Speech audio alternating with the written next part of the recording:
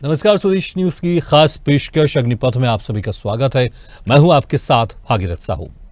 Corona महामारी को गुजरे 2 साल से ज्यादा हो गए हैं, लेकिन उसकी दहशत अभी भी लोगों के दिलो दिमाग में बैठी हुई है।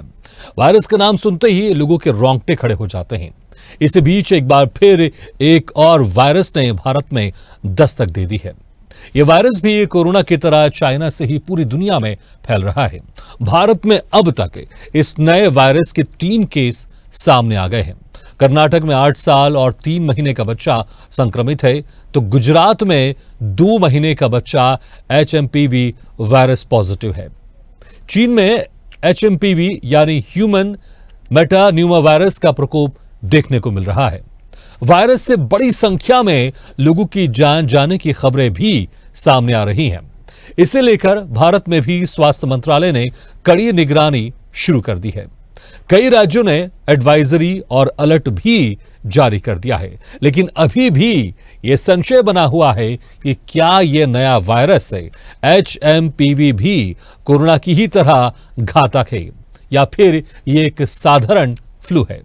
इसी खास मुद्दे पर हम करेंगे चर्चा। हमारी खास पेशकश कोरोना सी दहशत HMPV चीनी वायरस की आहट में। तो जिस तरह से कोरोना ने पूरी दुनिया में दहशत फैला दी थी, कोरोना की जो सेकेंड वेव आई थी, उसमें किसी ना किसी ने अपनों को खोया जरूर है, और वो आतंक आज भी लोगों के दिलो दिमाग में एक बसा हुआ है। अब फिर से इस नए वायरस ने भारत में दस्तक दे दी है। तो चलिए इसी खास मुद्दे पर हम चर्चा शुरू करते हैं। जो मेहमान हमारे साथ मौजूद हैं, मैं उनका आप लोगों से तारुफ कराता हूं। हमारे साथ हैं डॉक्टर करण पीपरे जी, पूर्व अधीक्षक एम्स रायपुर, और डॉक्टर RN टंडन जी, पूर्व सेक्रेटरी जनरल IMA। आप दोनों मेहमानों को स्वागत है हमारे खास चर्चा में। सबसे पहले डॉक्टर करण पीपरे जी, देखिए तकरीबन 2 साल से ज्यादा का समय हो गया है, जो कोरोना का आतंक है वो पूरी तरह से अब जा चुका है, लेकिन उसका जो डर है लोगों के अंदर दिल में अभी भी समाया हुआ है। अब एक नया वायरस फिर से HMPV भारत में आ चुका है, और चीन से इसकी भी शुरुआत हुई है। अभी तक भारत में इसके 3 केस आ चुके हैं, लेकिन मुझे लगता है सबसे पहले जनता यही जानना चाहेगी कि क्या वाकई ये भी कोरोना की तरह ही घातक है या फिर ये सिर्फ एक समान फ्लू की तरह है। कोरोना का हमें बहुत ही अच्छा अनुभव और ज्ञान है, और ये जो वायरस अभी 2-3 दिन से सुनाई दे रहा है बेंगलोर और अहमदाबाद में, कल ही से सुनाई दिया है हम लोगों को, भी। तो मैं समझता हूँ कि मैं देशवासियों को ये बताना चाहूंगा कि इससे पैनिक होने की जरूरत नहीं है, और अभी ये खोज का और शोध का विषय है, क्योंकि लक्षण बिल्कुल कोरोना जैसे मिलते जुलते हैं, लेकिन रेस्पिरेटरी डिसीजेज में इसी प्रकार के लक्षण होते हैं। सर्दी, खांसी, जुकाम, बुखार, निमोनिया, सांस में तकलीफ, वेंटिलेटर तक में जाता है पेशेंट, लेकिन ये वो वायरस नहीं है। और अभी ये जानकारी प्राप्त हुई है कि ये 1 साल के अंदर के बच्चों में होता है और बुजुर्गों में भी, लेकिन अभी हमारे यहाँ पे इस प्रकार की कोई चर्चा नहीं है। सिर्फ बच्चों में 2-3 बच्चों में आया है, तो अभी देखते हैं, ऑब्जर्वेशन में है, और पूरी ICMR की और सभी वैज्ञानिक और डॉक्टर, प्रदेश के, देश के सभी लोग इसको मॉनिटरिंग कर रहे हैं। और मॉनिटरिंग के बाद में 2-4-6 दिन के बाद में इसका इफेक्ट पता चलेगा कि ये किस प्रकार का वायरस है, साधारण है या डेंजरस है। इसलिए मैं तो पहला संदेश यही दूंगा कि prevention is always better than cure. अगर छोटे बच्चे हैं, कहीं जाते हैं, स्कूल है, सर्दी जुकाम चल रहा है इस समय, निमोनिया भी होता है इन दिनों में, और बुजुर्गों को भी जिनकी इम्यूनिटी कम होती है, डायबिटीज मेलाइटस होता है, दूसरी और हार्ट की बीमारियों से कमजोर होते हैं, इन्हें भी घर से लेकर के बाहर तक जाने में बहुत सारी सावधानियां ठीक उसी प्रकार की जैसे कोरोना के समय हम लोगों ने की है, लेकिन डरने की जरूरत नहीं है। अभी इस प्रकार का कोई रिपोर्ट नहीं आया है जिससे हमें पैनिक हो। हम उसको सभी लोग, डॉक्टर लोग अपने अस्पतालों में और मीडिया के मार्फत, न्यूज के मार्फत उसे मॉनिटर कर रहे हैं, और सरकार खुद चेतावनी देंगी, और बाद में इसका अगर खतरनाक वायरस होगा तो मैं समझता हूं कि देशवासियों को ये इतना विश्वास करना चाहिए कि इसका वायरस का वैक्सीन भी आएगा और इसकी औषधियां प्रिवेंशन और इलाज के लिए इसके हमें एंटीबायोटिक, एंटीपायरेटिक, बुखार है, सर्दी है, इन्फेक्शन है, इससे बचने के लिए और ये इसके कॉम्प्लिकेशन ना हो जी, इससे बचने के लिए हमें इसका उपाय करना बहुत जरूरी है। तत्काल चिकित्सक को सूचना दें, जो हॉस्पिटल के सरकारी या प्राइवेट के क्वालिफाइड चिकित्सक हैं, उनसे अपने बच्चों को, मरीजों को, बुजुर्गों को जांच कराएं और उसका इलाज कराएं जी, और जरूरत पड़े तो उसकी जो घकार है उसकी भी जांच कराएं, इन्फेक्शन की, ब्लड की, तब ताकि ये कंफर्म हो सके कि इसे कौन सी बीमारी है।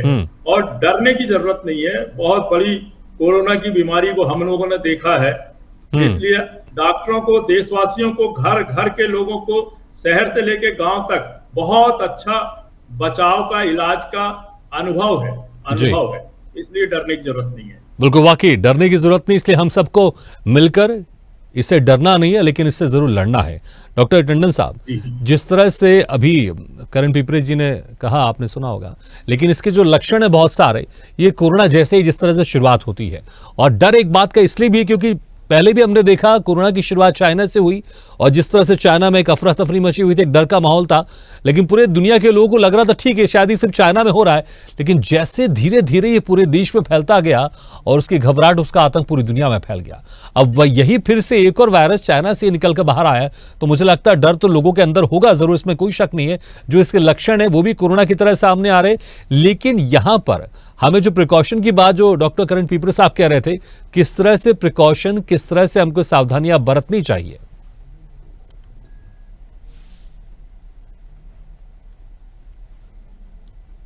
डॉक्टर टंडन जी, आपको मेरी आवाज आ रही है? जी, आर्यन टंडन जी, मुझे लगता है शायद आपने म्यूट करके रखा है माइक को, अगर आप उसका म्यूट कर देंगे तो आपकी आवाज हम तक पहुंच जाएगी।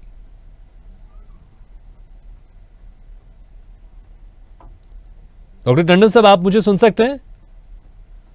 आप मुझे सुन सकते हैं तो शायद आपने म्यूट करके रखा है, अगर आप अनम्यूट कर देंगे आपके मोबाइल को तो मुझे लगता है शायद आपकी आवाज प्रॉपर हम तक सुनाई देगी।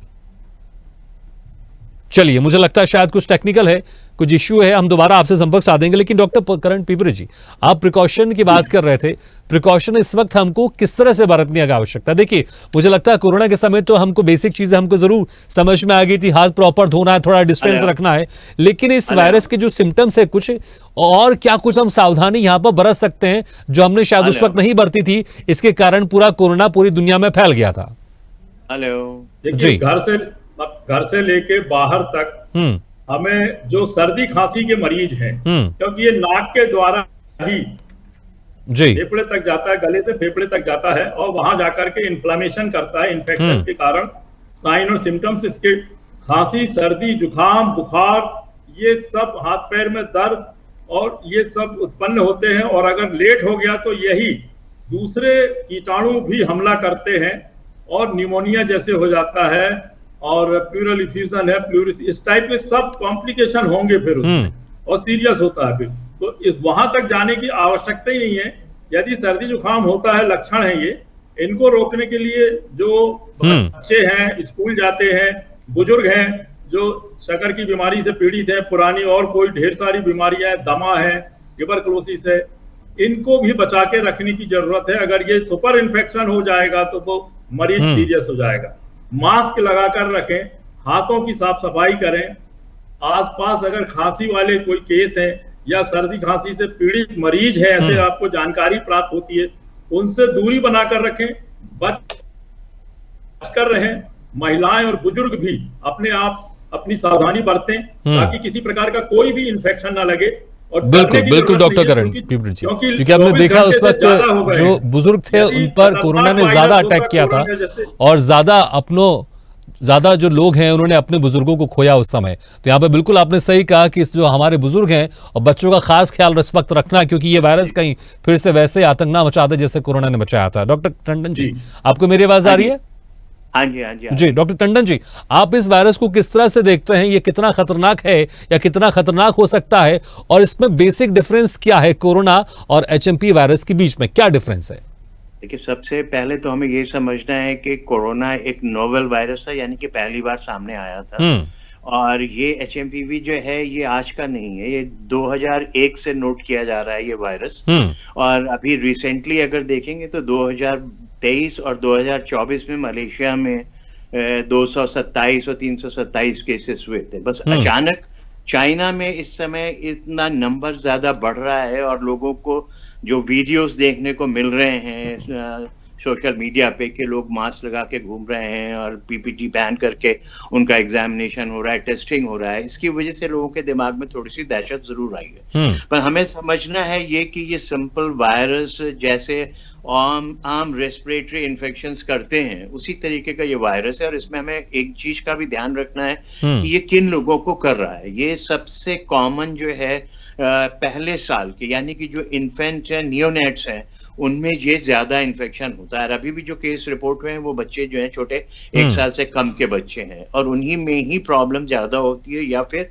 65 के प्लस ऊपर के जितने लोग हैं उनको ये प्रॉब्लम हो रही है। और खास करके जिन लोगों की इम्यूनिटी लो है और जिनको कोई एसोसिएटेड डिजीजेस है, लाइक डायबिटीज है या कैंसर का ट्रीटमेंट चल रहा है, उन लोगों को चांसेस ज्यादा हैं। तो सबसे जरूरी है कि हमें बचाव अपना रखना है और बचाव के लिए सबसे बड़ी चीज है कि आप अपने आप को मास्क लगा के रखें। अगर आप किसी ऐसी जगह जा रहे हैं जहाँ पे बहुत भीड़ है और जहां पे उम्मीद है कि आपको लोग खांसी जुकाम वाले मिलेंगे, क्योंकि आम खांसी जुकाम के जैसे सिम्टम्स हैं, ऐसे कोई खास सिम्टम्स और नहीं मिलेंगे। जो आम जुकाम में होते हैं वही इन सिम्टम्स हैं। पर बिल्कुल बिल्कुल वही सावधानियां बरतनी जो हमने कोरोना के समय बरती थी। लेकिन टंडन साहब, जिस तरह से आप कह रहे थे ये वायरस पुराना है, तो लेकिन जिस तरह से अभी ये कहा जा रहा है कि भारत में इसके 3 केस अभी यहाँ पर पॉजिटिव सामने आए, तो क्या इसके पहले इसका असर भारत में किसी भी तरह केसेस नहीं थे, या फिर आते थे चले जाते थे, लेकिन जिस तरह से चाइना में ये माहौल खराब हुआ है इसलिए ज्यादा इस वक्त हम ध्यान दे रहे हैं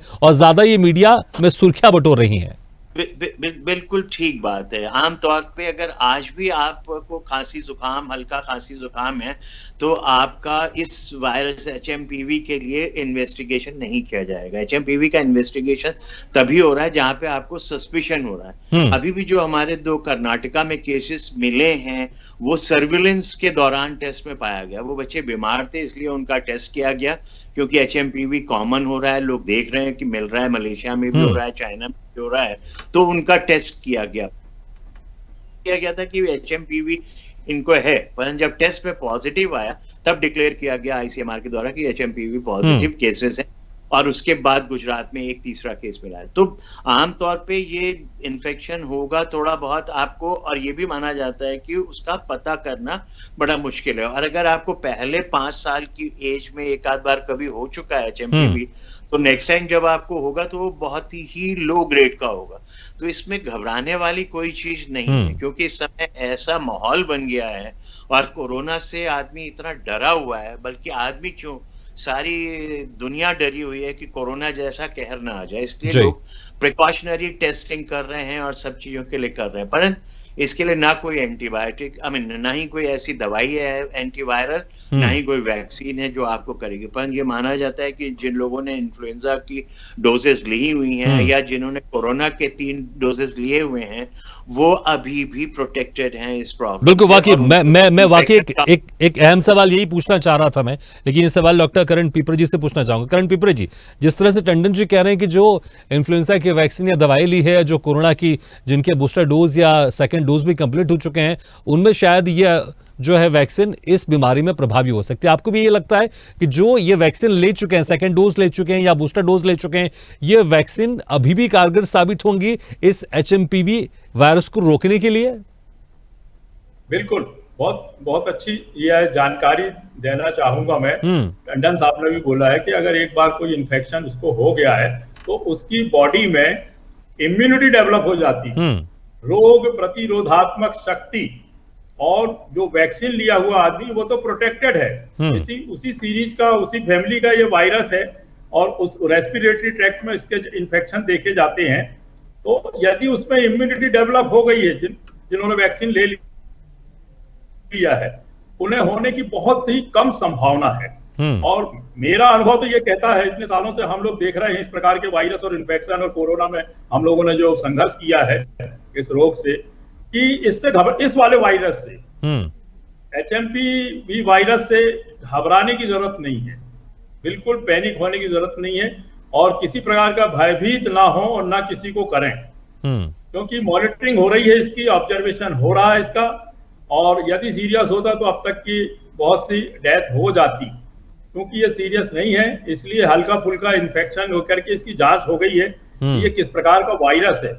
तो पृथ्वी में तो बहुत सारी प्रकार के वायरस पाए जाते हैं, हजारों प्रकार के वायरस की, जिसकी अभी तक जांच भी नहीं हुई है, और वो थोड़े से इन्फेक्शन आते हैं बॉडी में, और बॉडी खुद अपनी इम्यूनिटी पावर के साथ उसको खत्म कर देती है।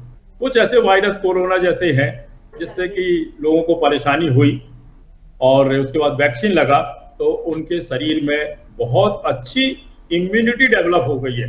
हम लोग खुद देख रहे हैं कि मरीजों के साथ में रहते हैं, आसपास के पूरे हॉस्पिटल में काम करते हैं, सुबह से शाम तक भीड़ से निकलते हैं, ओपीडी, वार्ड, कॉरिडोर, हॉस्पिटल परिसर, सब इतनी अच्छी इम्यूनिटी डेवलप हो गई कि सर्दी भी नहीं होती, जुकाम भी नहीं होता। तो मेरा भी विश्वास ये है कि जिन्हें वैक्सीन लगा है उन्हें अब ये इस प्रकार के इन्फेक्शन नहीं होंगे, उनकी बॉडी 100% इम्यून हो चुकी है, स्वस्थ हो चुके हैं वो। बिल्कुल, चलिए, मुझे लगता है कि जो उन्होंने वैक्सीन ली है, शायद आपकी बातों से थोड़ी सी उनकी मजबूती होगी, जो थोड़ा डर है उनका डर थोड़ा कम जरूर होगा। बिल्कुल, लेकिन doctor R N Tandon ji, देखिए, हमें साधारण फ्लू है, सर्दी जुकाम है साधारण, और या फिर HMP वायरस से हम ग्रसित हो चुके हैं, कैसे इसको हम डिफरेंशिएट करेंगे? एक आम इंसान कैसे इसको डिफरेंशिएट कर सकता है?